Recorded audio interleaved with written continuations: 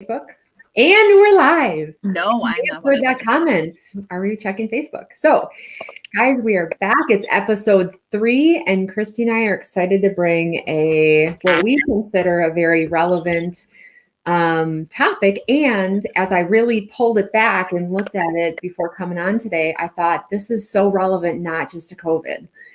What we're going to talk about is relevant to so many different things.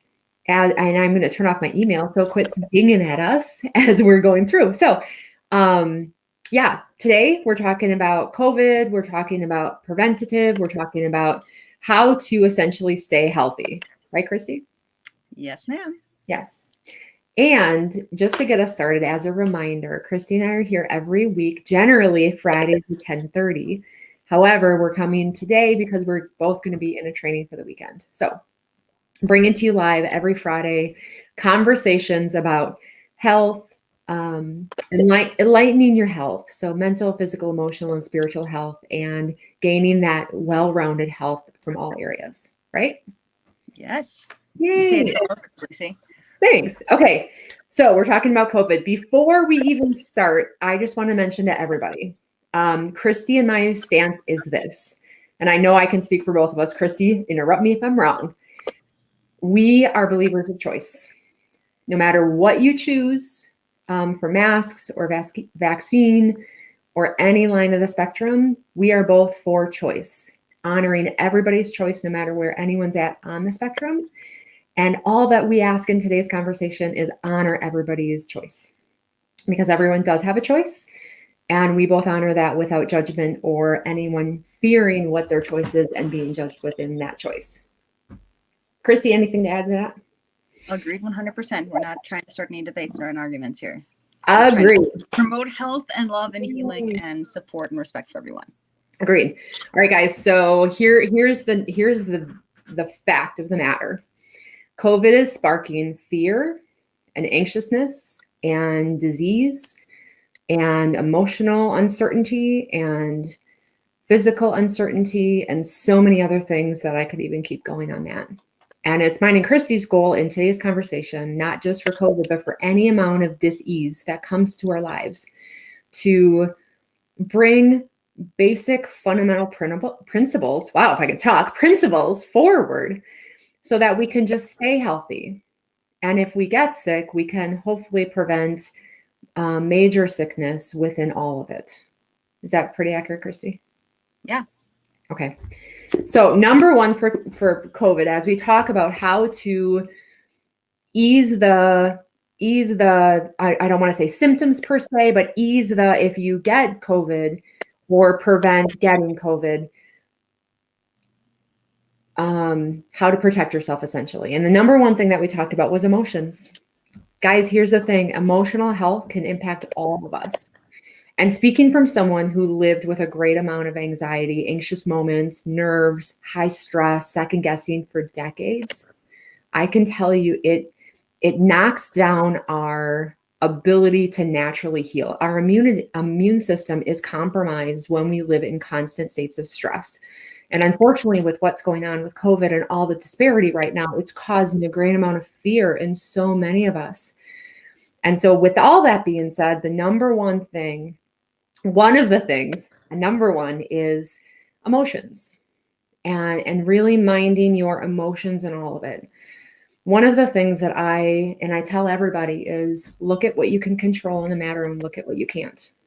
And as hard as it is for those things that we can't control, find a way to break away from it so that it's not impacting your emotions and not impacting your physiology, because oftentimes it's those things that we can't control that control us most emotionally.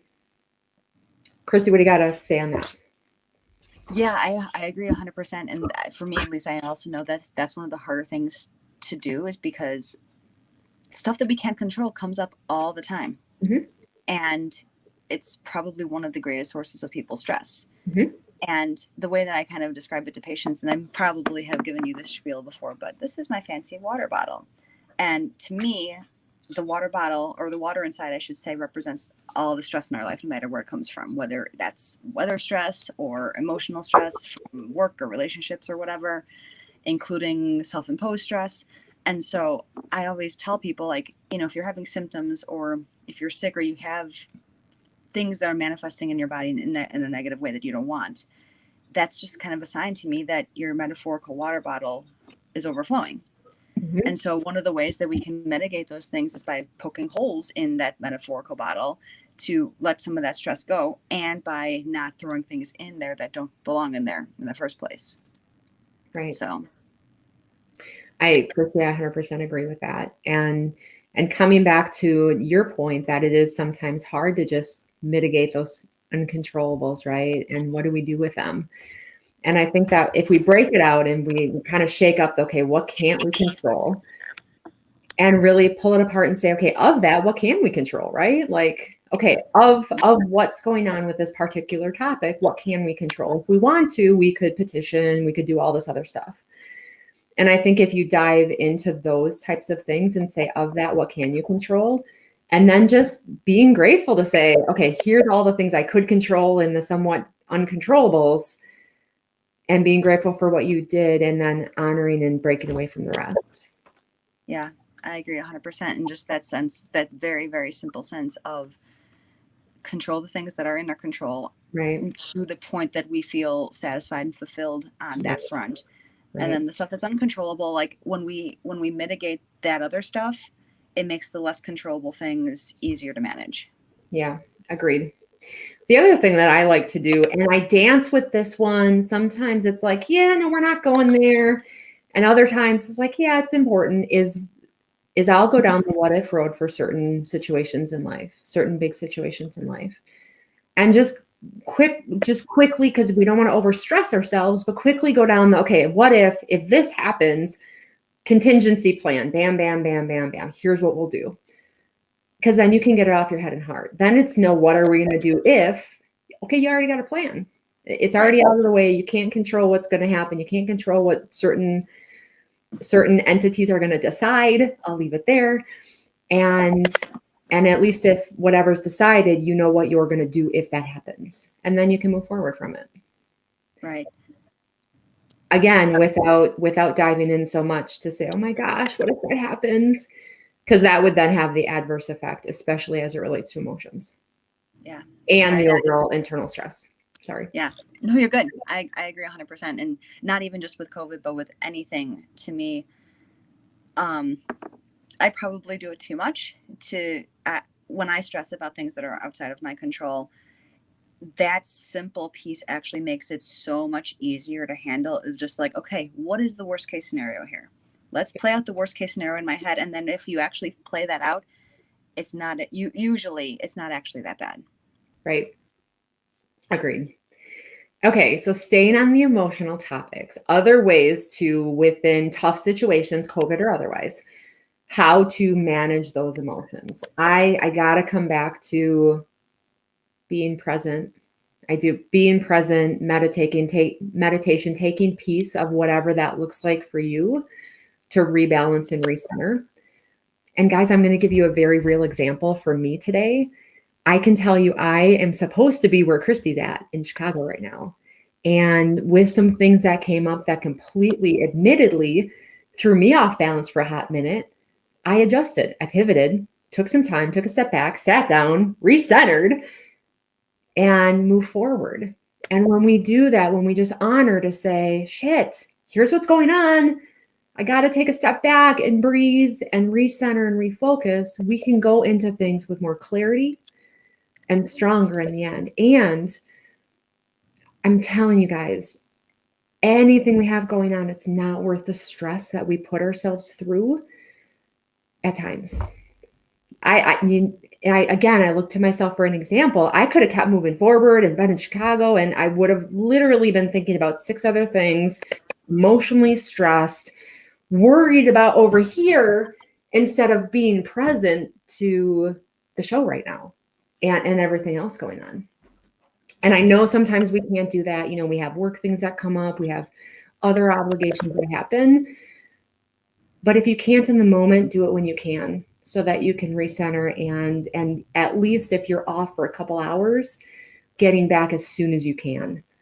so that you don't go days off balance. Because again, and I would love, Christy, to hear your take on this, but from a physiological perspective, the longer that we're off center, the more it hurts us in the long term, DNA and stress wise, right? And adrenal, and I would imagine everything else. Yes, the longer that it goes on, our bodies are really brilliant, I say, and the longer things like that go on that keep us out of balance, the better our body becomes at compensating. But then it's not like it just eliminates those things and those stresses from our system. It piles layers on top of it and buries it in a nice little corner, never to be accessed again by the conscious mind. But the subconscious then has to deal with it, and it becomes a longer term chronic stressor that can impact your health over decades. Right. Agreed. So what other tips do you have on the emotional front, really preventing and staying healthy within all of what's going on, not just for COVID, but thinking bigger picture of any other diseases that come our way in life? Yeah. So one of the things that came to mind when you were saying things about pivoting in the moment if things come up and giving them attention, working through them so that you can create more balance in your life. In those moments where we can't necessarily do that, what came to me was like, especially, and I know you've agreed on this point, like if you're trying to go to sleep at night and you have, okay, this comes into my head, oh, I have to do this tomorrow, oh, I have to worry about this. I just stop, get up and write those things down. So, because then they become in a physical other area that's not taking up residence in my brain. Yeah. So I really enjoy doing that, especially when it happens in the middle of the night or when I'm trying to go to sleep at night. Because it helps you to be able to fall asleep then, because your brain then recognizes, okay, I don't have to think about this now. It's there when I'm ready for it the next morning.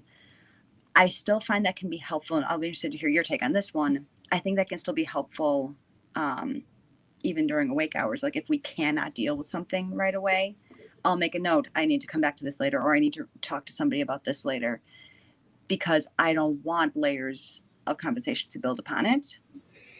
And so if I can't deal with something in the moment, then I'll make a note to bring it back later. I know that sometimes can be giving things too much attention if they're in the past, and then you don't want to keep going down that rabbit hole. So that creates a balance. Yeah, I love the take, especially the older I get. I love the take of writing things down. Not even just to let me get it out of my head and heart, because often, at least for me, oftentimes once I write it out, it's totally gone. Like I don't even need to, it doesn't even need to come back. Like it can stay gone. But also, I mean, just the simple fact of minding our memory, and just the simple art of saying, okay, remember this, as opposed to, I can tell you, I take more notes to just say, okay, I'm going to write it down. I'm going to send myself a quick text, even for the good things or the, hey, remember this thing, so that my brain can be free to actually be present and be focused and be in the moment, as opposed to remembering this thing that I didn't want to forget in that moment. And really, right, inadvertently, that just stresses ourselves out of all the things that we have on our responsibility plates. Yeah, agreed. And this is probably worth adding, what we do with what we write down can vary and can be powerful in different ways. Oh, yeah. Especially if we're talking like in a journal kind of format. I used to be one that when I journaled, I used to always look back on everything that I've written in the past. And sometimes that can be beneficial because you can go, wow, look at where I was and where I am now. And other times it can re-trigger crap that you really don't want in your life in the current present. Yeah. And so certain things that you've gotten out in that kind of sense might be better burnt or gotten rid of in some other fashion. Love that. Agreed. Some way, shape, or form. Right. Yeah. You said something, and everything you say is just gold, Christy. And you made a nugget about clearing before you go to bed, which I love. Very important for everybody watching, you guys. The other thing that I love, and I just had a conversation yesterday with someone about it, is before you go to bed, especially if you tend to wake up with worry in the middle of the night, or you wake up with different things in the middle of the night, do something positive, write something positive, vision your life, do something that's going to invoke that positive thought before you go to bed. I heard a tip years ago, and I love it, is draw out your vision life, draw out just the best possible thing you can imagine right before bed, and put it under your pillow and sleep on it.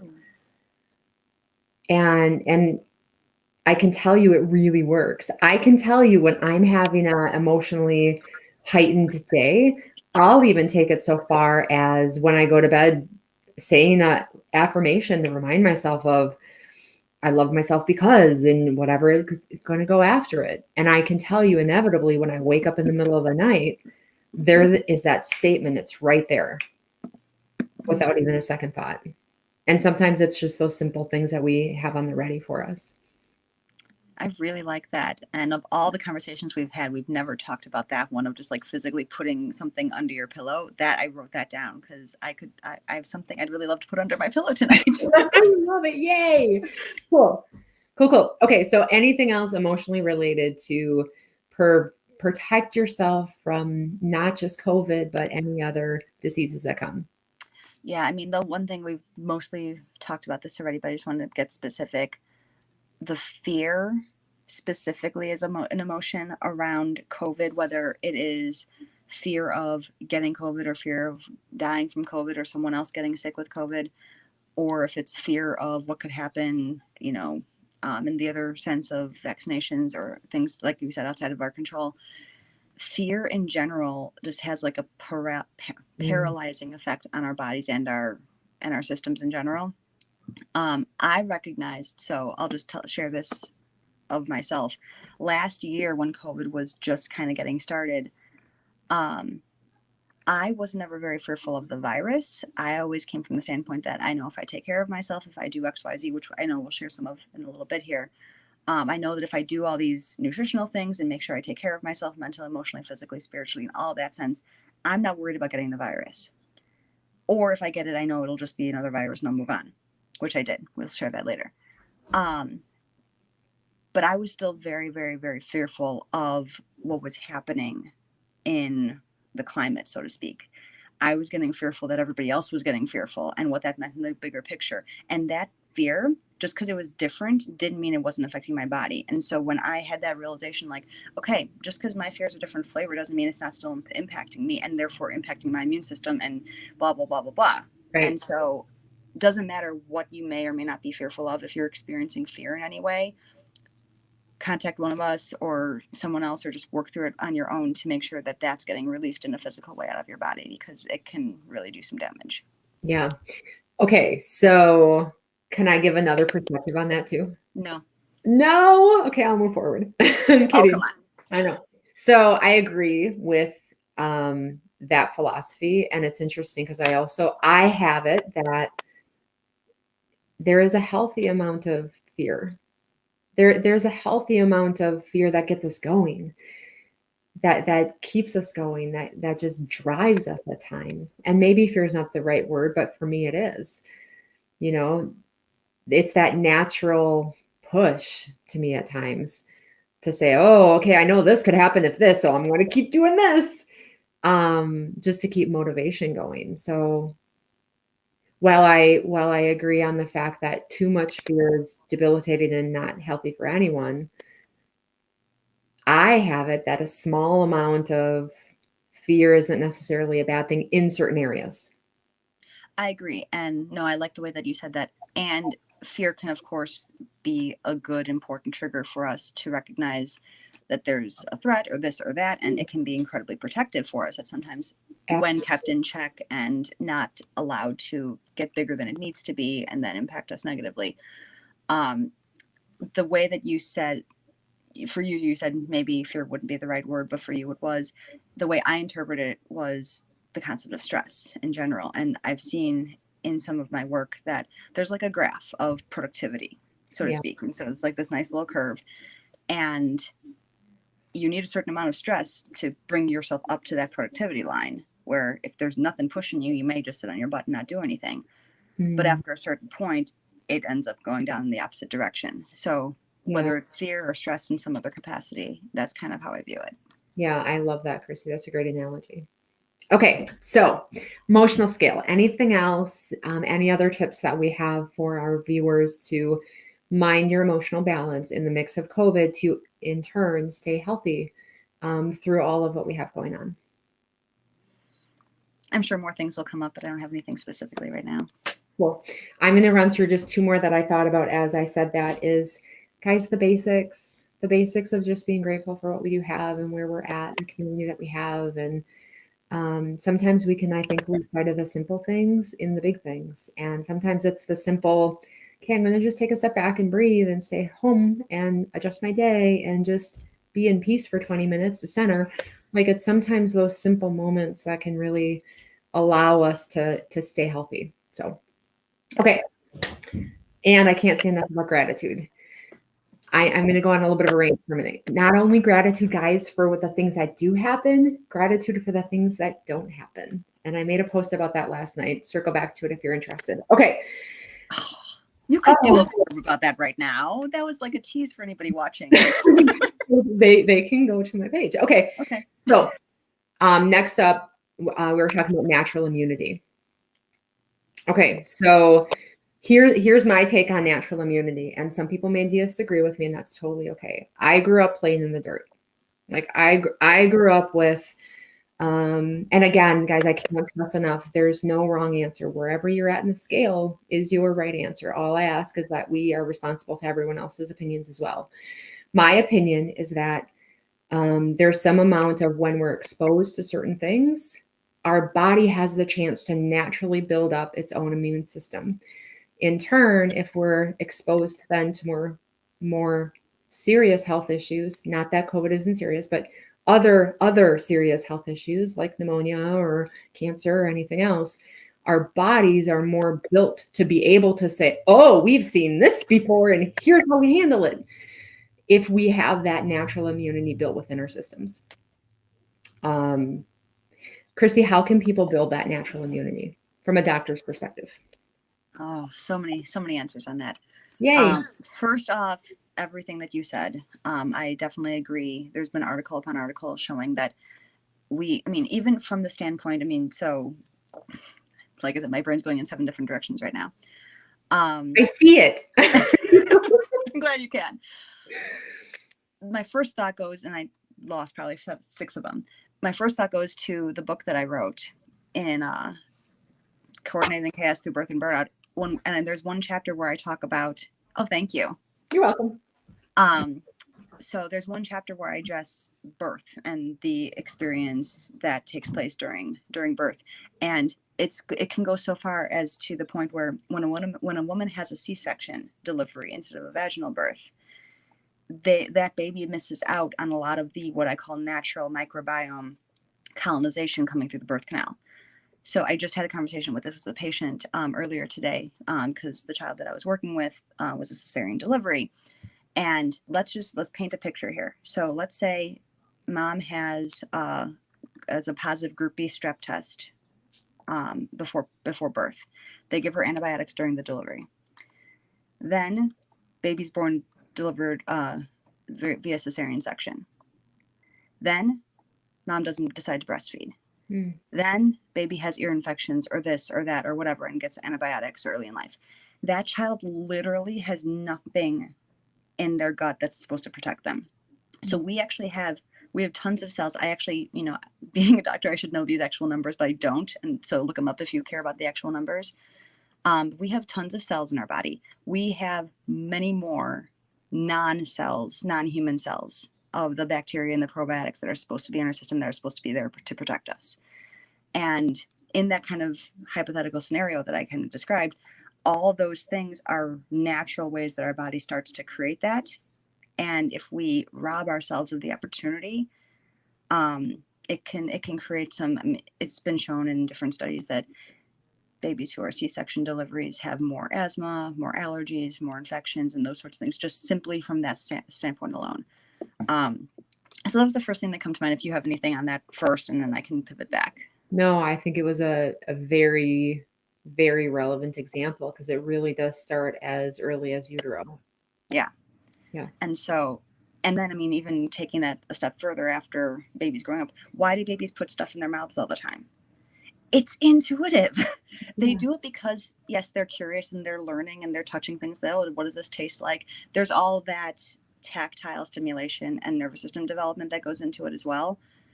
But it's also really, truly, I believe, intuitive that they know they are colonizing their immune system every day. Every time they put something in their mouth, it's healthy for them. I've literally had to turn my head away from my kids before playing in the dirt because I'm like, I know this is good for you. I just don't want to look at it because it's a giant mess. Yeah. They'll have dirt all over their hands and on their faces. And I'm like, great, it's so good for you. And when you're ready, we'll go wash up. I don't want to see it until then. Yeah.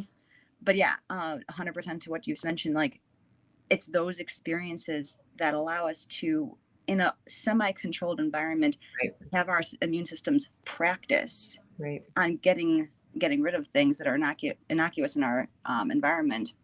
And then, like you said, when confronted, even with a cold virus, even with something simple, your body can react more specifically. And one thing I will add on this, and then I'll spin it back to you, is Okay. Our resiliency is whether or not our bodies are going to get an illness is not dependent on the virus. And I know this tends to be sometimes a controversial topic. It's like the terrain theory versus the germ theory. Just because you get a germ does not mean that you will get sick. Right. And we come in contact with thousands of germs on a regular daily basis, and you don't get sick every single time. Why? Sometimes there's a big enough germ that it'll knock you on your butt. More often than not, there's something off in your own body, whether it's nutritionally, emotionally, or in some other way, that you were off balance, you were off kilter in some way, and it left you more vulnerable and more susceptible to picking that up. Yeah, agreed on all of those, Christy. And I think that there's a way to be responsible in this conversation in that we're not saying go full out the opposite spectrum. Right. And I'm going to say this because it came present to me, and it'll be what it is with what anybody thinks. I remember back in the day when family friends got chicken pox, and everyone went over to their house to get chicken pox.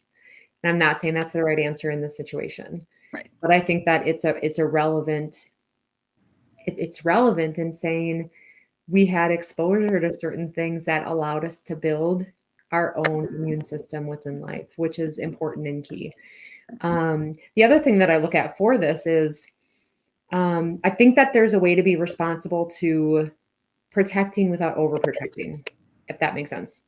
So not like just being oblivious to anything going on, but lightly protecting without protecting in so many ways that you are not getting any germs in your life and not allowing your body to build up any immune system. Because the fact of the matter is, at some point when we get back to whatever new normal after COVID is, to be very frank, my somewhat fear is the reduced immunities some people are going to have coming on the back end of this, and the other diseases that are going to happen on the back end of this because of too much protection on the front end. And I'm not the doctor in the house. You are. So I'll be curious to know your thoughts on that one. I agree 100%. I wrote down a couple notes so I wouldn't step over them.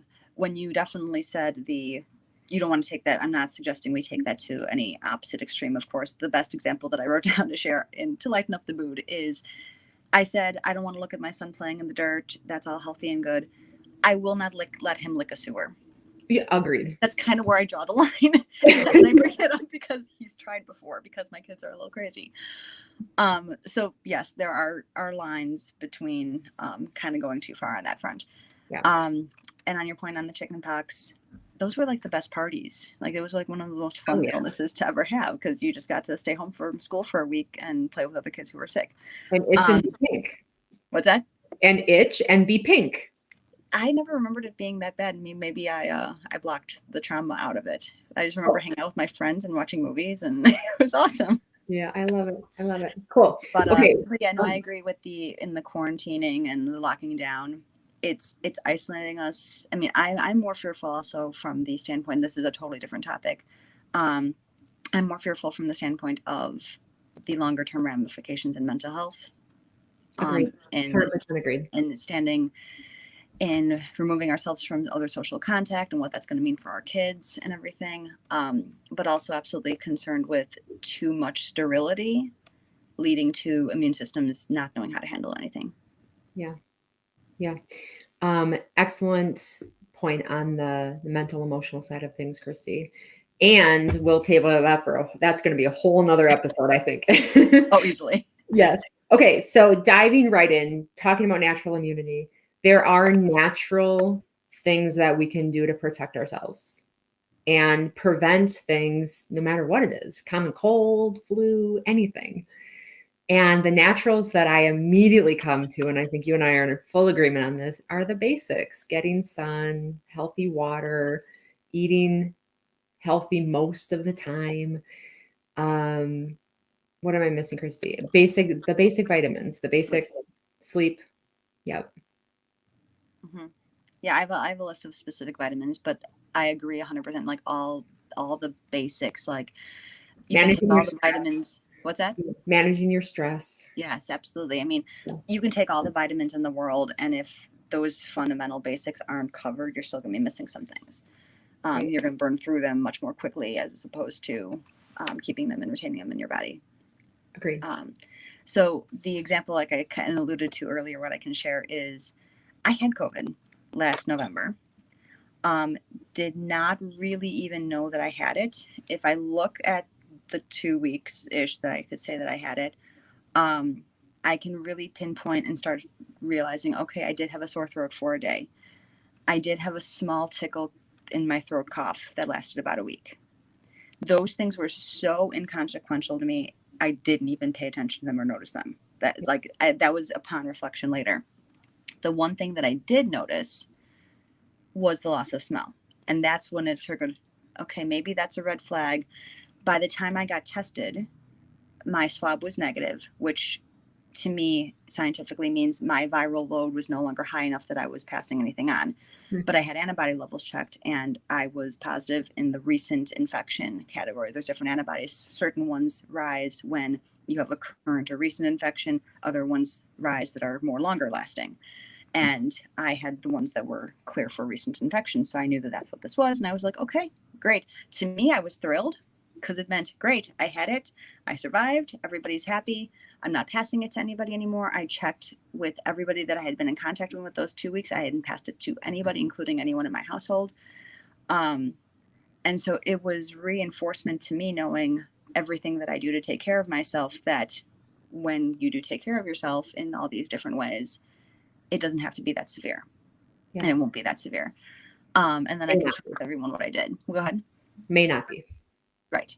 Doesn't have to be, though. I mean, and this is not to say, I mean, certain people that have more what they call comorbidities or other ailments, diabetes, other diagnoses where they take medications, like it's not that simple. And I would never pretend that it is, because those individuals can absolutely be in a higher risk population.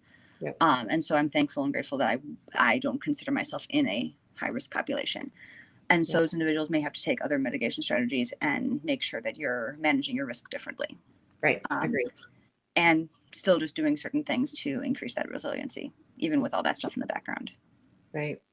All good points, Christy, because that's the whole thing, is everyone responds different. And if we're preventatively being healthy on the front end, on the back end, we can prevent a lot of diseases or minimize the impact of most diseases if we're healthier on the front end, right? Yeah, exactly. Yeah. And yeah. I can share, like I said, I don't know the exact numbers on this, but my office and my practice, we have been testing and treating COVID patients in some capacity for the whole year and a half that this has been going on. And in that time, of the hundreds and hundreds of people that have been positive, we've had 0 people die and only 2 that have been hospitalized. To me, that speaks volumes. Now, I know my office is not representative of the entire population, because people who come to our clinic are generally more health conscious than maybe others. But to me, that speaks volumes in some of those simple things that we can do to help ourselves makes a big impact in the long run. Right. So, okay. From your perspective, what are some recommended supplements, vitamins you recommend people make sure to keep in check at any time of year? I mean, not just for coronavirus, but also for flu or general cold, just to keep their body optimized. Yeah, I totally wish right now that I was fancy enough on these videos that I could have like something pop up so people would see it. I'm not that technologically fancy, so my apologies. Um, One of them is this is a homeopathic remedy that I recommend to a lot of people. It's a little tube, like literally about the size of my pinky. You take the entire contents of it and put it under your tongue and you let them dissolve there. I recommend people will do that once every couple weeks. It's a remedy called oscillococcinum. I can share it later in the links later so that people know what the heck I just said. But it's a homeopathic flu aid, and you can take it preventatively, like one tube every few weeks through the fall and the winter seasons. And then you can always take more if exposed or you feel that yourself is run down and you want to make sure that you're preventing something from coming on or getting over something in an acute phase. So that's one of the best remedies that I really, really, really love. Yeah. Preventively and in treatment of something, not just with COVID. The other things that come to mind are simple things like vitamin C, vitamin D, zinc. Quercetin is another really, really good one. What is that one, Christy? I haven't heard of that before. Quercetin? Yeah. It's an herb that's highly anti-inflammatory. It's in a lot of the products that I use for allergies and things of that nature. Really powerful. Nice. And it works synergistically with zinc to allow things to have a better impact and a better physiological effect on the body. Nice. And then other little herbal things like astragalus or elderberry syrup, echinacea, things on that front I really love for prevention. Awesome. Guys, we will take all of those and put them in the comments so that you can see them later, look back to them if you're interested. Yeah. Cool. All right. Any other natural vitamin supplements that you recommend, Christy, for anyone watching, whether it be preventatively to stay healthy or on the back end of if someone gets COVID, no matter what spectrum that they're on, if they choose to have the vaccine to help protect anything that way, what do you recommend for people? Yeah. I know that was like 3 questions in one, so pick it out however you want. Yeah. So, I mean, literally, I could go into my back room right now and show everybody the giant supplement room that we have. And so, healthcare, at least from my standpoint, there's no protocol driven. And so, like, I gave you the snapshot of like what I feel like is really applicable to everyone. Got it. But there's always little intricacies that are going to be more specific for one person versus somebody else. So, I really just highly recommend, doing work on yourself to figure out what your specific needs will be, and then finding a practitioner that'll help support you in that. The other question was, okay, so for those that do decide to get the vaccination, I do recommend a little vitamin A, an extra vitamin D, extra vitamin C a couple days before and a few days after to build your body's resiliency to help your immune system function and take that and integrate it better into your system. As well as there's another homeopathic remedy called thuja. And if you take that in the 30C potency, literally just a couple pellets under the tongue and let them dissolve there in one dose, it kind of just helps your body process it. Doesn't change the effectiveness of the vaccination. That still has an impact on your system so that you can have some immunity to whatever you're getting. But that just, it helps your body handle and process any toxicity that may arise from it. Very good. Good. All right. Guys, this is a big one. So preventing any disease, and just on the front end, back end, but more specifically to COVID today. Christy, do you have any final thoughts for our viewers? Last thing I guess I can really remember and add is if you have anything going on with your health, don't ignore it. Now, I feel like if COVID's taught us anything, it's that our health is one of the most important things that we can value and protect. True statement. So don't ignore something like even, it may sound ridiculous and silly, but like even something as simple as a headache. We as a society tend to lump things into categories. It's like, oh, well, everybody gets headaches, or everybody gets this, or, oh, you got some diarrhea today, whatever it might be, as written off as whatever, it's normal. Yeah. And sometimes, stuff happens and it's not a big catastrophic event or something along those lines. I don't want to say that it is, but pay attention to your body. those things, I feel like it's giving you signals and its way of communicating with you that something might be off. And if you don't listen, it speaks louder. Yeah, agreed. Completely agree with you. And reminders, guys, the basics of minding your everyday health, emotional, physical, being healthy most of the time with your foods and your food choices. All of these natural choices are going to help, whether it be COVID or anything else that comes into your space, to keep you healthy. And as always, keep being kind to you, because I really have it. What we and how we treat ourselves directly can also be let me rephrase this.